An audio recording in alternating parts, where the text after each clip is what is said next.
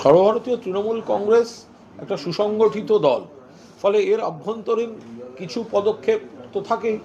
তো যে সাংগঠনিক বিষয়ে দল কোনো যদি সিদ্ধান্ত নেয় সে বিষয়ে বাইরে কোনো কথা বলার কোনো অবকাশ নেই। যেটুকু বলার সেটা দলের তরফ থেকে জানিয়ে দেওয়া হয়েছে। শৃঙ্খলা প্রশ্নে দলকে অত্যন্ত কড়া এবার এখন।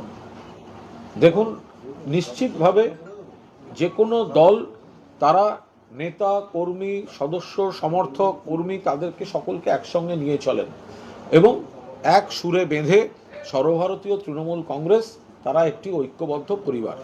এর মধ্যে যদি কোথাও ক্ষেত্র বিশেষে দলকে কোনো সিদ্ধান্ত নিতে হয় সেটা সংগঠনের আভ্যন্তরীণ বিষয়, ফলে এই বিষয়ে বাইরে কোনো কথা বলার কোনো অবকাশ নেই। শান্তনু সেনের স্ত্রী তার কাউন্সিলর হোয়াটসঅ্যাপ থেকে সরিয়ে দেওয়া হয়েছে, পরবর্তী সময় কি এই ঘটনার পরে? আমি বলতে পারবো না কাকে কোন গ্রুপে কে ছিলেন কি, যেটা জানি না সেটা আমি বলতে পারবো না। 25শে নভেম্বর ওয়ার্কিং কমিটির বৈঠকের সিদ্ধান্ত হয়েছিল যে 3টে শোকজ করা হবে, তারপর উত্তর না হলে সাসপেন্ড করা হবে। শান্তনু সেন বলছেন তাকে তো কোনোদিন শোকজই করা হলো না।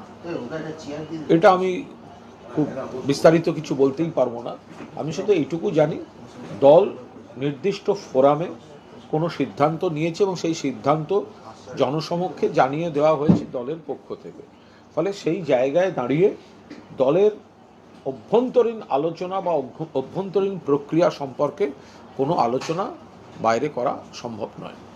কুণাল, গতকাল আরাবুল ইসলামকে সাসপেন্ড করা হলো দলের তরফে, আর আজ দেখা যাচ্ছে যে খুনের চেষ্টার অভিযোগ এফআইআর দায়ের হয়ে গেল আরাবুল ইসলাম এবং তার ছেলের বিরুদ্ধে। কি বলবেন? আইন আইনের পথে চলবে। যদি কোনো নির্দিষ্ট অভিযোগ থাকে, যদি কোনো তদন্তের বিষয় থাকে, তাহলে পুলিশ সেখানে তদন্তের কাজ করবে। আর যার বিরুদ্ধে অভিযোগ বা যাদের বিরুদ্ধে অভিযোগ তারা এই বিষয়ে বলতে পারবেন। এ বিষয়ে দলের বলার কোনো অবকাশ নেই।